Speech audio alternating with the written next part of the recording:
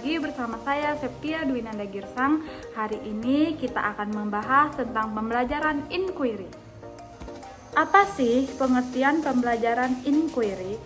Inquiry adalah suatu metode pembelajaran yang menekankan pada proses pencarian dan penemuan informasi oleh siswa sendiri, bukan hanya menerima pengetahuan dari guru. Dalam pembelajaran inquiry, siswa mengajukan pertanyaan, mengamati, mengumpulkan data, menganalisis informasi, dan akhirnya menyimpulkan sendiri hasil belajarnya. Proses ini mendorong siswa menjadi aktif, berpikir kritis, dan mandiri. Tugas ini bertujuan untuk melatih siswa yang pertama untuk berpikir kritis dengan mengajukan dan menjawab pertanyaan. Yang kedua, mencari informasi melalui berbagai sumber atau observasi, riset, wawancara, dan eksperimen. Yang ketiga, menganalisis informasi untuk mendapatkan kesimpulan. Yang keempat, mempresentasikan hasil dalam bentuk video menarik yang menjelaskan seluruh proses inquiry. Nah, sekarang kita akan masuk ke dalam simulasinya. Selamat pagi anak-anak, apa kabar hari ini? Semoga semuanya sehat dan semangat belajar ya. Anak-anak, hari ini kita akan belajar dengan cara yang berbeda. Kita akan melakukan pembelajaran inquiry. Apa itu inquiry? Inquiry artinya kalian akan menyelidiki sesuatu seperti seorang ilmuwan. Hari ini kita memulai pelajaran IPA dengan cara yang sedikit berbeda. Kita akan menyelidiki sesuatu seperti ilmuwan sungguhan. Nah, coba bayangkan kalau di rumah hanya ada air kotor. Apakah bisa kita ubah menjadi air yang bersih? Topik kita adalah bagaimana air bersih dihasilkan dari limbah. Tugas kalian adalah menyelidiki pertanyaan ini dengan membuat pertanyaan tambahan, mencari informasi, menganalisis data, dan mempresentasikan hasilnya. Semangat ya! Budi, kami ingin tahu bagaimana air limbah menjadi air bersih.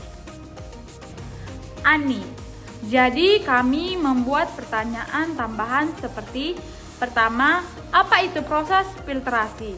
Yang kedua, apa saja alat yang dibutuhkan untuk menyaring air limbah? Yang ketiga, apakah air hasil penyaringan bisa langsung diminum? Citra, bagaimana kalau kita membuat alat penyaring sendiri dan mengujinya? Kita juga bisa cari informasi dari buku dan internet. Dedi, kami mulai dengan mencari informasi dari buku IPA dan internet. Kami menemukan bahwa pengolahan air limbah melalui beberapa tahap, yaitu pertama, filtrasi, sedimentasi, koagulasi, dan disinfeksi. Budi, ini alat penyaring buatan kami. Kami pakai botol bekas, kapas, arang, pasir, dan kerikil. Kami masukkan air kotor dari selokan kecil di depan rumah.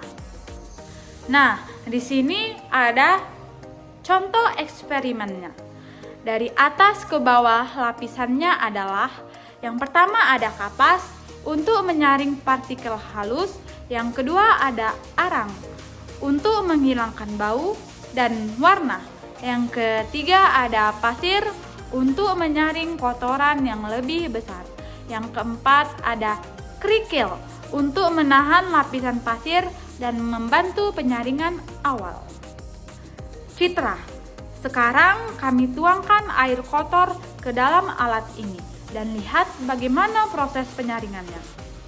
Nah, di sini sudah ada air kotor. Di sini air kotornya kami masukkan. Hasilnya air yang keluar menjadi lebih jernih yang di bawah ini. Walau tidak bisa langsung diminum, ini menunjukkan bahwa proses penyaringan dapat mengurangi kotoran dalam air. Ani, eksperimen ini menunjukkan bahwa bahan-bahan sederhana bisa digunakan untuk menyaring air.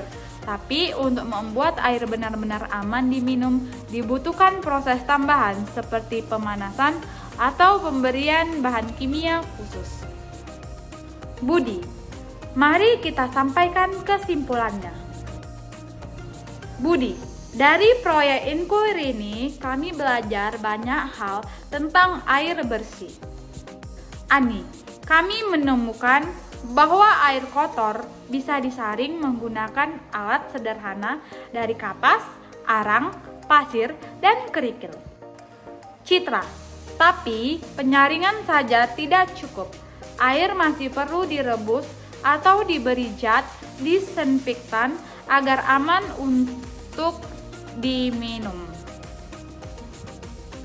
Dedi, kami juga belajar bahwa proses penghasilan air bersih itu membutuhkan waktu, usaha, dan alat yang tepat. Budi, proyek inquiry ini membuat kami lebih sadar akan pentingnya air bersih dan cara ilmiah untuk mencapainya. Terima kasih sudah menonton video kami. Mari kita jaga air bersih untuk masa depan.